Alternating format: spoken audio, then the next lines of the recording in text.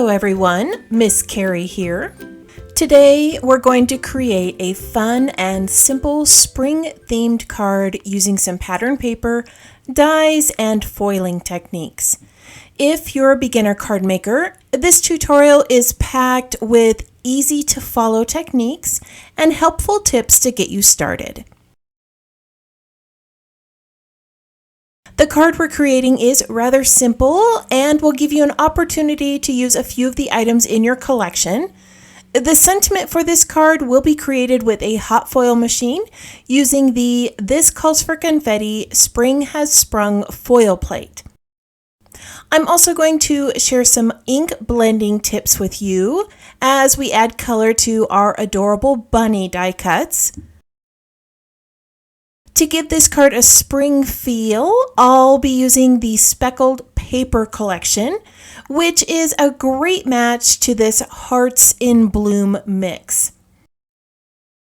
I can't wait to show you how I use these. As I create today's project, I'll bring in a few additional supplies. I encourage you to use what you have, but if you would like a list of the items I'm using, one has been provided for you in the description below, along with my affiliate link to the This Calls for Confetti shop. Let's get started with the project. To create today's card, you will need some white cardstock cut at 5 inches by 3 3/4 and another piece cut at 5 1/4 by 4 inches. I have cut my pattern paper strips at 1/4 of an inch width by 6 inches long. I have laid mine in order to save myself a little bit of brain power. I have also cut 2 medium bunnies and a bow from white cardstock. Before cutting the bow, I added some double-sided tape to the back. I'll explain why I did this when we assemble the card. The bunnies are going to be shaded with Distress Oxide inks. We're going to start with that part of the project first so that the ink has time to set. I'm going to give these bunnies a soft, natural color. On this first bunny, I'm starting out with tea dye ink. This card design has a simple spring color palette, and the neutral tones are going to pair beautifully with the pattern papers I'm using. When you're ink blending with Distress Oxide inks, it's always best to start off the edge of the cardstock and use circular motions to avoid any harsh lines. Smooth cardstock is also a better choice for blending. I am using a mixed media cardstock because I'll be adding a little bit of water to this in a moment. To give this a little bit of texture, I'm going to mist the bunny with water, and then I'll dab up the excess water with a towel. This is creating some texture, soft highlights, and shadows. Now, before I add another layer of ink, I'm going to dry this real quick with a heat tool on a low setting. To add some depth and shading, I'm going to add a small amount of vintage photo ink around the edges.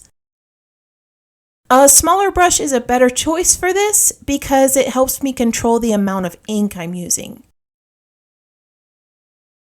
You could also bring in another color for the center of the ears, face, or tummy, or use a white gel pen to add some extra details. Right now, those edges look a little harsh, so I'm going to blend another layer of tea dye over the top. This is going to create a nice soft blend and dry to a chalky finish. I love the way this looks.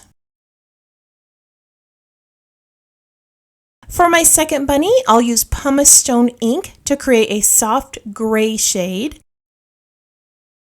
As I mentioned earlier, I want my card to have a soft, muted feel, but you can use any colors that you like for these bunnies. If you're a fan of marshmallow bunnies, you could shade these in some bright colors. Pink, yellow, blue, or green would look great on this design. You could also spray them with your favorite sprays or shimmers, or add some stamped images. For those who prefer a simpler option, you could cut the bunnies out from pattern paper or leave them white. All of these options would look great on a card. All right, our bunnies are finished. I'm going to set these aside so that they fully dry and the ink sets. Let's create the background for our card next. I've pre-cut pattern paper strips at 1/4 inch wide by 6 inches, and I've already arranged the pattern in a tray. The blue pattern is going to sit in the center of the 5 by 3 3/4 inch cardstock. I'm going to add some double-sided tape to the back of the paper strip and lay this diagonally across the card.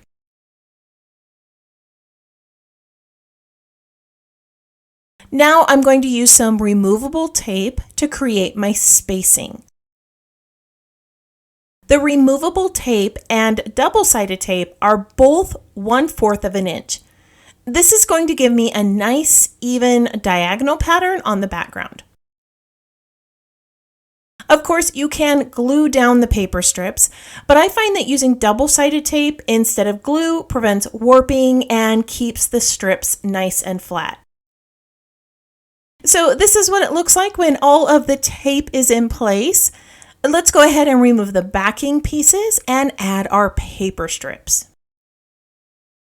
I chose a mix of colors for my background, but you can use any color scheme that fits your card theme. This is a great way to use up paper scraps that you've been hoarding. Collecting. Of course, you can use more than just paper for this design. Instead of paper strips, you could use glitter, ribbon, or masking techniques with stamped images. You could also use one of the striped stencils from This Calls for Confetti and create your own personalized color palette. I would love for one of you to give that a try. All right, now all of my paper strips are in place.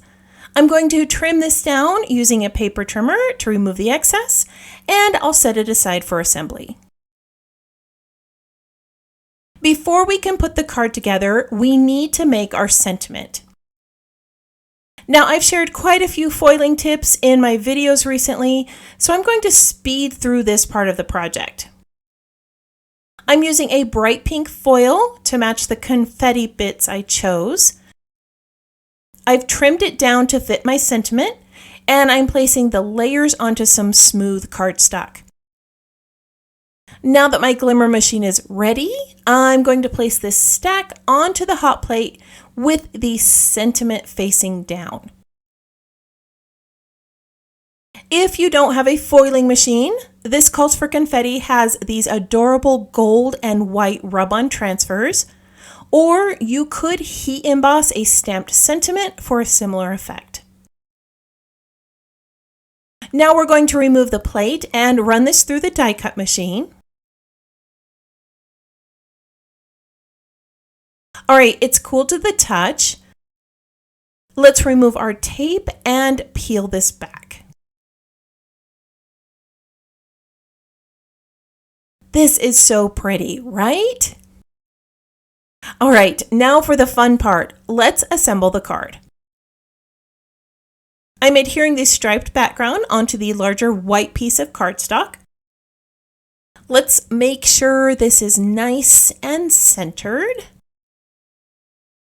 These two bunnies are going to be popped off the card with a little foam tape.